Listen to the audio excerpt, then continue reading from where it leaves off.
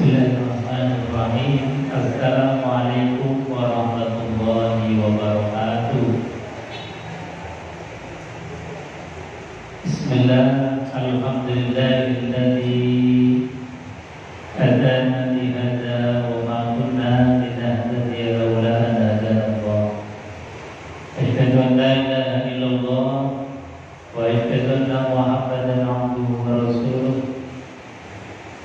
Allahumma shalli wa sallim ala sayyidina Muhammad wa ala alihi wa sahbihi ajma'in. Rabbi shrah li sadri wa yassir li amri wa hlul 'uqdatam min lisani yafqahu qawli. Amma ba'd. Allah Ta'ala fi kitabihil karim wa huwa asdaqul qailin. A'udzu billahi samil 'alim minasyaitonir rajim. Bismillahirrahmanirrahim. Ya ayyuhalladzina amanu taqullaha haqqa tuqatih wa la tamutunna illa wa antum muslimun. Shadaqallahu azim wa shadaqa rasulul karim wa nahnu 'ala dzalika minasyahidin walhamdulillahi rabbil alamin. Kang hormati sedaya pengurus Majelis Ta'lim Amanah dari Bangkit Amanah Semarang yang dimuliakan Allah, dari pembina, pengawas, pengurus harian, dan juga sahabat infak yang hadir pada kesempatan sore hari ini. Alhamdulillah wa syukurillah, meskipun dalam keadaan hujan, kita tidak terhalang untuk bisa menghadiri majelis ilmu, majelis ta'lim, majelis zikir. Yang majelis ini disifati oleh baginda Rasulullah Sallallahu Alaihi Wasallam adalah raudhatan min riyadil jannah, adalah taman daripada taman-tamannya surganya Allah Subhanahu Wa Taala. Maka alhamdulillah, ibu-ibu masuk surga tidak harus nunggu nanti setelah di akhirat. Kita duduk sekarang ini berada di tamannya surganya Allah. Rasanya tenang, rasanya damai, rasanya nikmat, berada dalam genggaman nikmatnya Allah Subhanahu wa Ta'ala. Apalagi dalam suasana yang hujan seperti ini, alhamdulillah, ini rasanya semakin tambah nikmat. Maka pantaslah kita syukuri bi qauli alhamdulillahi rabbil alamin. Jemaah ibu-ibu pengajian amanah yang dimuliakan Allah Subhanahu wa Ta'ala. Ini kalau melihat pengajian semacam ini, kemudian ada di antara kita yang berusaha untuk menjembatani dari sistem-sistem ribawi, ini rasanya kebangkitan Islam itu tinggal menyongsong saja. Artinya apa? Insya Allah Islam akan menjadi ya'lu wa la yu'la alaih, akan menjadi tinggi, akan menjadi pemegang di dalam peradaban umat manusia. Maka insya Allah dengan kita sekalian menghindarkan diri dari perbuatan-perbuatan riba, perbuatan-perbuatan yang dilarang oleh Allah, insya Allah kita akan menjadi orang-orang yang mulia di hadapan manusia, lebih-lebih mulia di hadapan Allah Subhanahu wa Ta'ala. Ibu-ibu jemaah yang dimuliakan Allah Subhanahu wa Ta'ala, pada sore hari ini saya ingin mengkaji satu ayat yang berkaitan dengan mukjizat minallahi ta'ala. Jadi ayat ini itu membukakan kita, membukakan pikiran dan mata hati kita tentang mukjizatnya Allah Subhanahu wa Ta'ala. Ini kalau kita berbicara tentang mukjizat, tentu gambarannya pikiran kita pasti mencerna, memikirkan bahwa mukjizat itu adalah sesuatu yang luar biasa yang diberikan Allah kepada para nabi dan para rasul.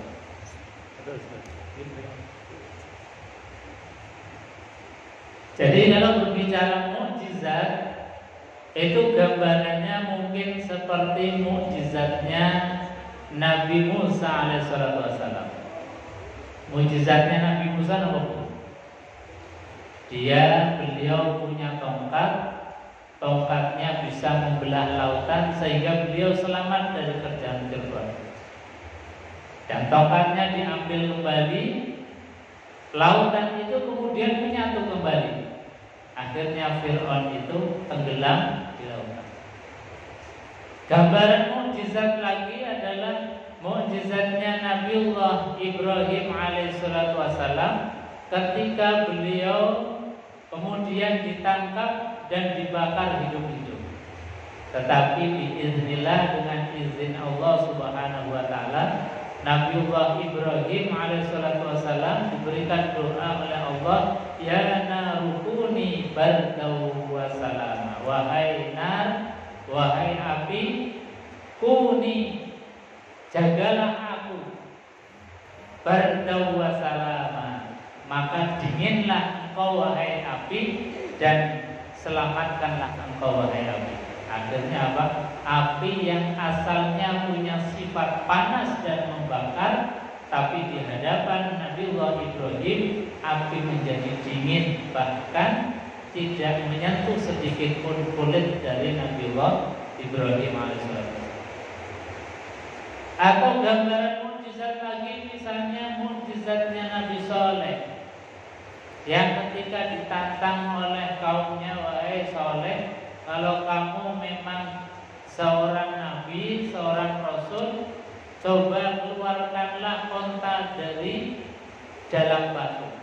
Maka biiznillah, dengan izin Allah Subhanahu wa taala, Nabi Saleh betul-betul mengeluarkan onta dari dalam batu. Kira-kira kalau sekarang ada onta keluar dari batu, mustahil nomor. Mustahil. Rasanya tidak mungkin. Nah, itulah mukjizat yang dipahami, bahwa mukjizat seringkali dipahami adalah sesuatu yang di luar logika, kebiasaan, dan akal manusia. Itu namanya mukjizat. Nah, pertanyaannya, panjenengan ibu-ibu sekalian pernah enggak melihat langsung mukjizat Allah Subhanahu wa taala? Belum pernah. Jadi kalau gambarnya itu rasanya belum pernah. Pernah, Bu? Padahal Allah itu sudah ngasih mukjizat yang bisa dan tampak dan bahkan bisa dilihat kapan saja, bisa dinikmati kapan saja, bisa dipirsani kapan saja. Apa mukjizat yang Allah berikan yang bisa kita lihat adalah mukjizatul Qur'anil Azim, yaitu mukjizat Al-Qur'anul. Jadi ibu-ibu sekalian, kalau kita baca Quran, belajar Quran, membaca Al-Quranul Karim, itu sebetulnya kita sedang melihat mukjizatnya Allah Subhanahu wa taala. Nah, karena kita ini enggak ngeh kalau itu mukjizat, kalau kita itu enggak ngeh kalau baca Quran itu berarti melihat mukjizat, menikmati mukjizat, berinteraksi, bercakap-cakap dengan mukjizatnya Allah Subhanahu wa taala, maka ya seolah-olah kita tidak pernah melihat mukjizatnya Allah. Jadi ibu-ibu jamaah yang dimuliakan Allah Subhanahu wa taala, kenapa mukjizat atau Al-Qur'an ini adalah mukjizat yang bisa kita lihat? Quran ini mengajarkan kepada kita bahwasanya tidak usah minta jauh-jauh mukjizat seperti mukjizatnya Nabi Soleh yang bisa mengeluarkan unta dari dalam batu.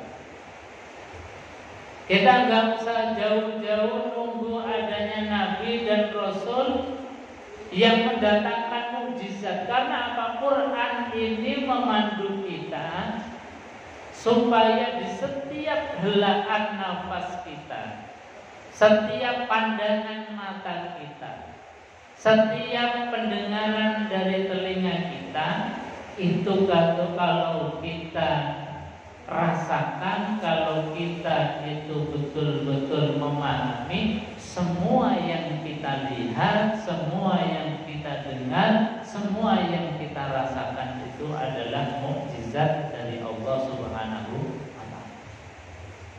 Karena apa? Tujuannya mukjizat adalah untuk menguatkan iman seseorang. Ketika zaman Nabiullah Musa diberikan mukjizat, agar orang yang didakwai itu percaya betul bahwa Musa itu adalah Nabi dan Rasul. Ketika Nabiullah Ibrahim diberikan mukjizat, itu supaya yang didakwai Ibrahim itu percaya terhadap Nabiullah Ibrahim, bahwa Ibrahim adalah seorang Nabi dan seorang Rasul. Makanya kita untungnya menjadi umat Rasulullah adalah diberikan Al-Quranul Karim supaya kapan saja, di mana saja kita bisa melihat kebesaran Allah Subhanahu wa ta'ala. Termasuk kita coba tadi, Quran itu adalah mukjizat. Coba kita lihat mukjizatnya Al-Quran yang mengajarkan supaya setiap pendengaran, setiap penglihatan itu menjadi mukjizat yang harusnya menguatkan keimanan kita. Ibu-ibu bawa Al-Quran, dibuka Al-Qurannya surat Fatir. Atau yang membawa HP yang ada aplikasi Qurannya, dibuka surat Fatir. Surat Fatir itu sebelum Yasin. Di dalam surat Fatir ayat yang ke-27. Surat Fatir 27. Monggo dibuka Qurannya, kita kaji bareng-bareng apa yang diperlihatkan oleh Allah sebagai mukjizat yang harusnya menjadikan iman kita tambah kuat. Kata Allah dalam surat Fatir ayat yang ke-27, Allah mengatakan, alam tara annallaha anzala minas samaa'i ma'an fa akhrajna bihi thamaratin mukhtalifan alwanuha wa minal jibali judadun bidu wa humrun mukhtalifun alwanuha wa gharabi usud. Kira-kira baca satu ayat ini sudah ketemu kan? Sudah melihatnya? Kira-kira apa mukjizatnya yang Allah perlihatkan saat ini? Kira-kira ketika ada hujan kita merasa tidak diperlihatkan mukjizatnya?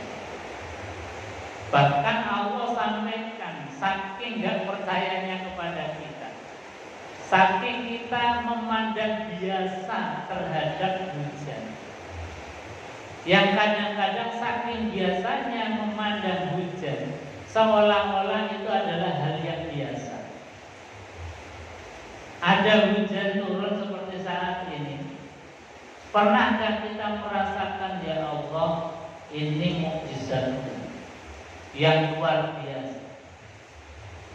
Kebanyakan kita itu ya mana, ya hujan alhamdulillah, dan tapi belum sampai kepada ya Allah, ini adalah mukjizatmu luar biasa, diturunkan dari langit menjadi sumber penghidupan untuk kita, dan ini sebetulnya harusnya menjadikan tambahnya iman kita. Bukan melihat hujan sebagai rutinitas, sebagai hal yang biasa, sebagai kelumrahan. Kalau melihat hujan sebagai kelumrahan, hal yang wajar, hal yang biasa, maka kita tidak akan bisa merasakan bahwa sesuatu itu adalah al-mu'jizul munazzal, mukjizat yang diturunkan Allah, yang ditampakkan Allah untuk kita. Bahkan bahasanya Allah ini sebetulnya kalau kita tahu gramatika bahasa Arab, ini sebetulnya kalimatnya menohok. Kalimatnya itu sebetulnya kalau kita paham, ini sebetulnya nyelekit. Bahasa kita itu menohok, nyelekit kalau kita tahu. Tapi karena nggak tahunya, kita membaca ayat ini biasa-biasa saja. Padahal ini adalah satu ayat di mana betul-betul kita sepertinya itu dicolok motor. Kita itu betul-betul mata kita itu ditelanjangi oleh Allah Subhanahu wa Ta'ala. Kata Allah, coba kita lihat kalimatnya. Kalimat awal itu Allah mengatakan alam taro. Apakah kamu enggak melihat? Artinya apa? Kita sebetulnya biasa melihat. Melihat hujan kan biasa. Apalagi kita di Indonesia, kita berada di zona khatulistiwa yang banyak hujannya. Melihat hujan itu bukan hal yang istimewa. Melihat hujan itu bukan hal yang spesial. Mungkin kalau hujan kita di Arab barangkali setahun sekali kalau ada hujan jadi istimewa. Makanya ayat ini kalau untuk dibaca kita itu sebetulnya adalah tamparan yang luar biasa. Kalau kemudian kita melihat hujan hanya rutinitas, hanya kebiasaan biasa. Makanya Allah sampaikan alam taro. Apakah kamu enggak melihat? Apakah kamu enggak merasakan, enggak melihat bahwa sesuatu itu adalah kebesaran Allah Subhanahu wa Ta'ala? Ini bukan hal yang biasa. Ini adalah mukjizat dari Allah Subhanahu wa Ta'ala. Ini adalah sesuatu yang harusnya menjadikan iman kita itu bertambah. Jadi turunnya hujan itu bukan biasa. Kemarin juga hujan, ini hujan, besok juga mungkin hujan. Bukan seperti itu. Tapi kemudian orang yang punya hati, punya pandangan tajam, punya hati yang waskito, itu kemudian bisa merasakan ya Allah, ini adalah kebesaran-Mu ya Allah. Makanya Allah Subhanahu wa Ta'ala sampaikan alam taro. Apakah kalian itu enggak melihat annallaha, bahwa sesungguhnya Allah Subhanahu wa Ta'ala anzala minas sama, yang telah menurunkan air dari langit. Air dari langit apa? Apakah kalian enggak melihat Allah telah menurunkan dari langit itu ma'an, yaitu air. Kenapa Allah menurunkan air? Allah sampaikan fa'akhrajna bihi samaratin mukhtalifan alwanuha. Fa'akhrajna, maka kami keluarkan dari air yang diturunkan dari langit itu samaratin, yaitu buah-buahan. Jadi ada siklus ekologi, ada siklus yang menjadikan kita bisa makan, ada yang siklus yang menjadikan kita dapat rezeki. Awalnya itu dari Allah turunkan air. Kemudian air itu diturunkan juga tidak semua tempat diberikan keberkahan turun hujan. Tapi Allah kemudian pilihkan mana-mana saja, tempat mana saja yang dipilih oleh Allah diturunkan hujan, diturunkan hujan, diturunkan. Nah, nyatanya ketika ada satu wilayah, satu daerah turun hujan, Tidak semuanya turun hujan. Bahkan ada yang hujannya sering banget, ada yang jarang-jarang, bahkan ada yang mungkin setahun sekali baru turun hujan. Nah, ini adalah satu mukjizat dari Allah. Ini adalah satu ayat-ayat dari Allah Subhanahu wa taala. Kalau kita pahami betul-betul, itu menjadikan kita tambah iman. Ya Allah, alhamdulillah diberikan hujan. Makanya kemudian ketika turun hujan, baginda Nabiullah SAW itu memberikan bimbingan pelajaran bagi kita. Disuruh untuk berdoa. Allahumma shayyiban nafi'an. Ya Allah, mudah-mudahan turun yang hujan ini hujan yang manfaat, hujan yang memberikan keberkahan, hujan yang bisa menumbuhkan tanaman-tanaman, hujan yang bisa menumbuhkan buah-buahan. Ini adalah doa yang baginda Rasulullah SAW sampaikan, yang tentunya ini adalah doa kita di setiap hujan.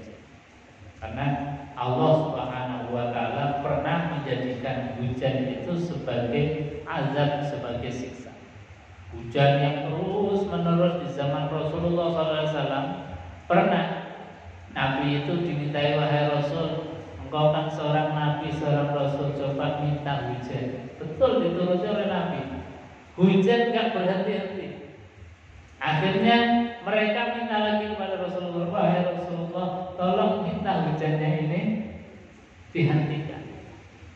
Jadi kadang-kadang hujan ini juga istijraj dari Allah Subhanahu wa taala. Maka supaya hujan ini adalah hujan berkah, hujan rahmat, hujan nikmat dari Allah Subhanahu wa taala, iringi nikmat hujan itu dengan doa Allahumma shayyiban nafi'an.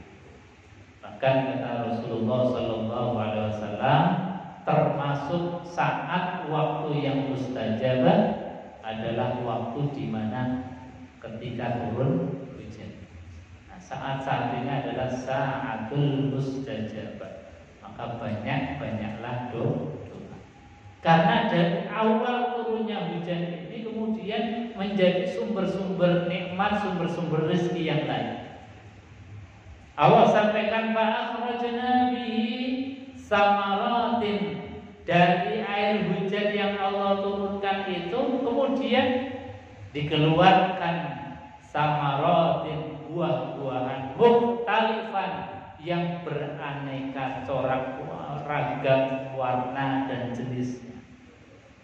Ini dari satu sumber air hujan ini ditumbuhkan oleh Allah samaratin mukhtalif, buah-buahan yang sangat banyak ragam. Bahkan satu jenis saja ragamnya bisa macam-macam. Jambu air itu jenisnya juga macam-macam. Padahal dari satu jenis jambu air, ada yang hijau, ada yang merah, ada yang merahnya pekat, ada yang merahnya soft, kemudian ada yang manis, ada yang macam-macam. Ini baru satu jenis. Belum jenis yang lain yang ribuan, bahkan mungkin jutaan jenis samaratin mukhtalifan. Jadi buah-buahan yang beraneka macam ragam. Dan ini semuanya adalah nikmat dari Allah. Dan ini kalau kita teliti adalah sesuatu yang di luar nalar dan logika dari manusia. Seperti mukjizat-mukjizat yang lain, itu semua di luar logika. Coba logikanya gimana? Wong jambu ditanam dengan sampingnya itu lombok, kok jambunya gak jadi pedes? Ini kan di luar logika manusia. Kalau logikanya kita wong jejeran, bahkan mungkin satu pot, kok bisa rasanya beda? Ini yang bagi siapa? Satunya manis, satunya pedes. Bahkan warnanya bisa berubah. Ketika muda itu warnanya apa, nanti setelah mulai tua warnanya apa, bahkan ketika mau busuk warnanya apa. Itu siapa yang ngecat itu? Ini kalau kita cermati semuanya adalah al-mu'jizul munazzal. Itu sebetulnya mukjizat dari Allah. Makanya Allah ngasih mukjizat kepada baginda Rasulullah SAW itu adalah mukjizat Al-Qur'anul Karim. Kenapa? Karena dengan Quran logika pikiran kita jadi sehat.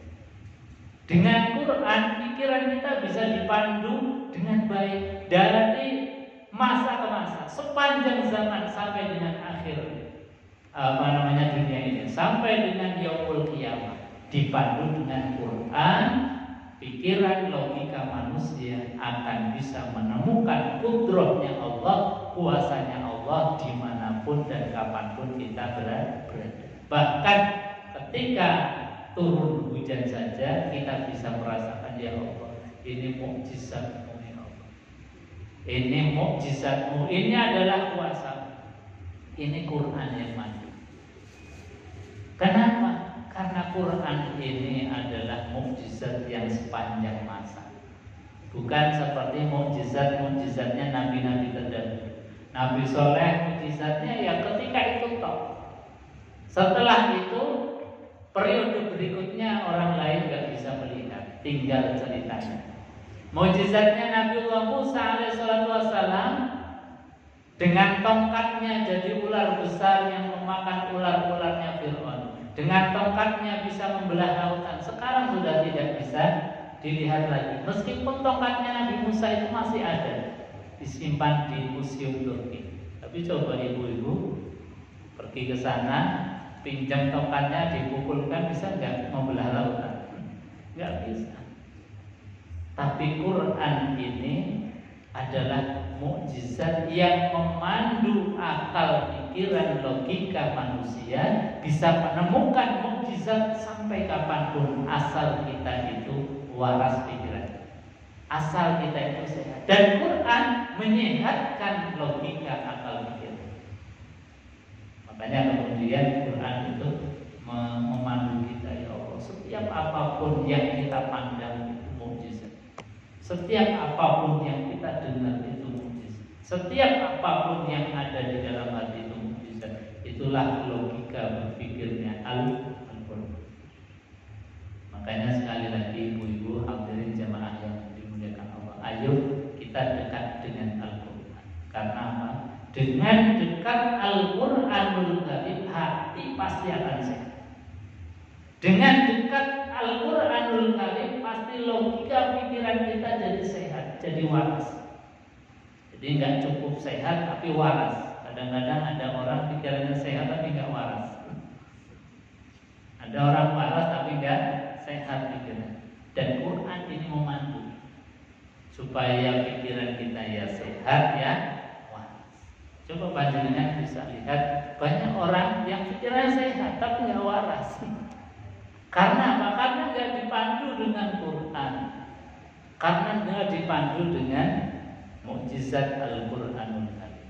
Makanya ayo ibu-ibu hadirin jamaah sekalian, kita dekat dengan Al-Quran, kita belajar Al-Quranul Karim, kita tadabburi Al-Quran. Karena Al-Quran adalah hudan linnas, petunjuk bagi siapapun manusia. Hudan lil muttaqin, dan juga petunjuk bagi orang-orang yang bertakwa. Petunjuk bagi manusia semuanya agar mereka dapat hidayah. Petunjuk bagi orang yang bertakwa supaya dia tetap dalam ketakwaannya, dijaga ketakwaannya sampai akhir hayat husnul khatimah. Dan juga Al-Quran adalah syifa, sebagai obat kita yang pikirannya mungkin terpengaruh macam-macam pemahaman. Dengan Quran itu kemudian jadi sehat pikiran, jadi lurus, tidak terkontaminasi, tidak campur dengan pemahaman-pemahaman yang macam-macam. Jamaah yang dimuliakan Allah Subhanahu wa taala. Ini jadi sekali lagi Allah sampaikan dari awal Allah kemudian turunkan hujan, itu awal dari nikmat rezeki yang Allah berikan kepada kita. Karena apa? Di antara dari hujan itu adalah fa'akhrajna bihi samaratin mukhtalifan alwan. Salah satu di antaranya adalah Allah menumbuhkan dari air hujan itu buah-buahan yang beraneka macam ragamnya.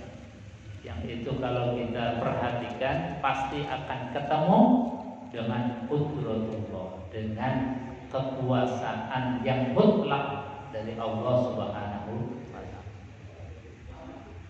Kemudian Allah sampaikan wa minal jibali juzatun bidun wa humrun mutalifun alwanuha wa gharabi usud. Kata Allah Subhanahu wa ta'ala, dan di antara gunung-gunung itu ada garis-garis putih dan merah. Allah juga sebutkan di antara ayat yang menjadi mukjizat yang sering kita nikmati, sering kita lihat adalah al-jibal, yaitu gunung. Yang kita sifati kalau melihat gunung adalah melihat sesuatu keindahan. Karena apa? Karena tampak dari jauh ini menyejukkan mata. Hijau kalau gunung di daerah kita, menyejukkan mata, menyehatkan mata kita dan menenteramkan hati. Karena apa? Keindahan daripada pancaran gunung-gunung. Kita kadang jalan-jalan ke gunung, melihat damainya gunung, dan di antara fungsi keutamaan daripada gunung adalah gunung itu menjadi pasaknya bumi. Kata Allah dalam ayat yang lain itu, gunung diciptakan Allah supaya apa? Supaya kita duduk ini jadi nyaman. Karena bumi itu terdiri dari lempengan-lempengan. Ini kalau kita naruh lempengan papan, kalau enggak dipaku itu kan mudah goyah. Kalau ada papan tumpuk-tumpuk, kalau enggak ada penguatnya, itu mudah geser. Dan itulah bumi kita terdiri dari lempengan-lempengan. Yang andai kata Allah enggak menjadikan gunung-gunung ini, mungkin kita enggak bisa duduk nyaman di atas bumi. Jadi goyang terus, mau jalan enggak bisa. Gambarannya kalau panjenengan itu pernah mengalami gempa bumi, ya begitu, padahal hanya sesaat, 1 menit, 2 menit, paling banter 5-10 menit. Itu saja mau berdiri saja susah. Sampai kita cari pegangan hanya untuk berdiri. Ini baru berdiri. Belum pikiran kita yang kalau kita digoyang oleh Allah rasanya sudah ngeluh, sudah mumet. Ini kita nggak bisa bayangkan. Dan kita duduk semacam ini dengan nyaman, ini nggak terasa kalau Allah ciptakan pasaknya bumi yaitu jibal. Tapi ketika kita melihat jibal itu seolah-olah, dan gambaran dalam pikiran benak kita itu adalah hal yang biasa. Padahal itu adalah sesuatu yang luar biasa. Ada mukjizat minallah ta'ala. Itu adalah mukjizat dari Allah. Tapi saking kadung biasanya kita melihat gunung, saking terbiasanya kita menyaksikan gunung, itu seperti hal yang lumrah, hal yang wajar, hal yang biasa, dan sudah seperti tidak tampak lagi tentang kebesaran dan mukjizatnya Allah. Makanya Allah kemudian turunkan Quran supaya apa? Kembali kita melihat perkara-perkara apapun itu jadi mukjizatnya. Karena nikmatnya punya gunung diciptakan, kita bisa nikmat duduk semacam ini luar biasa. Kita nggak bayangkan kalau nggak ada gunung itu sudah goyang-goyang ke sana. Makanya Allah dalam ayat yang lain ketika Allah Subhanahu wa ta'ala mau menurunkan Nabi Adam menjadi khalifatullah fil ardh, menjadi pemakmur di bumi ini. Itu bumi yang asalnya nggak bersahabat dari segi apapun, tempatnya nggak bersahabat, kemudian ditaskhir, ditundukkan oleh Allah. Anginnya asalnya nggak bersahabat, nggak seperti sekarang anginnya sepoi-sepoi, anginnya nikmat. Dulu sebelum Nabi Adam alaihissalatu wassalam, anginnya itu mungkin kita berada di atas bumi ini mungkin ke bawah, dan bahkan mungkin tidak bisa bernafas. Karena apa? Saking banternya tiupan angin sebelum ditaskir, sebelum ditundukkan oleh Allah Subhanahu wa ta'ala. Gelombang lautan itu dulu sebelum Allah Subhanahu wa ta'ala memerintahkan Adam untuk turun ke muka bumi ini, itu juga gelombangnya tidak bisa untuk ditundukkan, tidak bisa dimanfaatkan manusia. Makanya kemudian dalam ayat-ayat itu banyak watasrihil riyah, Allah menundukkan angin. Dari angin itu kemudian kita bisa bernafas dengan lega. Dari angin yang sepoi-sepoi kemudian kita bisa nyaman di dalam hidup. Semuanya ditaskir, ditundukkan oleh Allah. Kenapa? Karena Allah ingin memberikan fasilitas manusia sebagai khalifatullah fil ardh, sebagai pemakmur di muka bumi. Makanya kemudian dikasih fasilitas. Bumi jadi nyaman, dikasih pasak. Angin ditundukkan oleh Allah jadi sepoi-sepoi. Gelombang lautan yang dahsyat itu kemudian ditundukkan oleh Allah sehingga manusia bisa berlayar di atas. Ini karena supaya menjadi fasilitas manusia. Makanya kemudian seringkali kita lihat mereka, bumi, angin, gelombang lautan seringkali demo kepada kita. Demonya apa? Lautan kadang-kadang meluap jadi tsunami. Angin kadang-kadang jadi puting beliung. Bumi yang nyaman tiba-tiba jadi getar, jadi gempa. Kenapa? Mereka itu kemudian berdemo kepada kita. Saya sudah ditundukkan oleh Allah untuk melayani engkau wahai manusia, tapi kenapa engkau kemudian bermaksiat di atas bumi ini? Maka mereka mengerti. Jadi ketika ada gempa bumi, ketika ada puting beliung, ketika ada apapun pergolakan dari alam semesta ini, sebetulnya mereka itu mengingatkan kepada kita, wahai manusia, aku ini sudah ditundukkan untuk melayani engkau menjadi khalifatullah fil ardh. Maka berjalanlah di muka bumi ini dengan cara-cara yang benar, yang sesuai dengan perintah Allah Subhanahu wa ta'ala. Selagi manusia itu tunduk dengan hukum-hukumnya Allah, maka selagi itu pula alam semesta ini masih tunduk atas perintah Allah. Tapi ketika manusia yang ada di atas bumi ini mulai banyak polanya, mulai banyak maksiat, mereka pun berdemo. Karena apa? Saya sudah ditundukkan kata bumi, disuruh untuk melayani engkau, kok malah dijadikan tempat untuk maksiat. Angin juga begitu. Makanya dalam bahasa para ahli filosof atau beliau mengatakan bahwasanya pergerakan alam makrokosmos, alam besar itu sebanding lurus dengan pergerakan alam mikrokosmos. Artinya apa? Manusia sebagai alam kecil, kalau dia tunduk kepada hukum-hukum Allah, maka alam makrokosmos pun akan tunduk terhadap dia.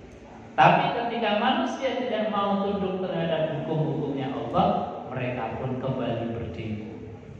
Makanya mari ketika kita itu kemudian diingatkan oleh Allah, kita banyak istighfar kepada Allah Subhanahu wa ta'ala. Astaghfirullah Rabbal baraya, astaghfirullah minal khataya, astaghfirullah Rabbal baraya,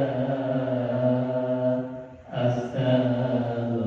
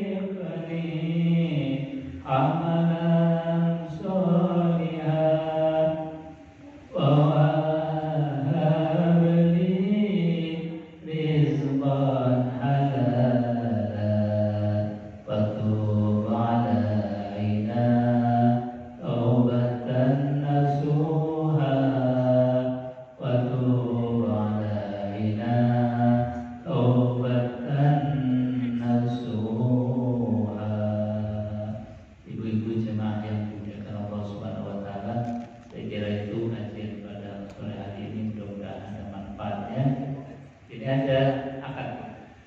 Betul? Atau kalau ada pertanyaan atau tambahan monggo. Pertanyaan Pak tadi. Pertanyaan, J. Ya. J. Monggo kalau ada pertanyaan. Ada Ustaz yang tanya. Oh, untuk itu. J. Ini sebelum broadcast mungkin ada pertanyaan dulu yang kaitannya dengan yang tadi saya sampaikan. Ada mau ditanyakan? J. J, monggo busuk dulu.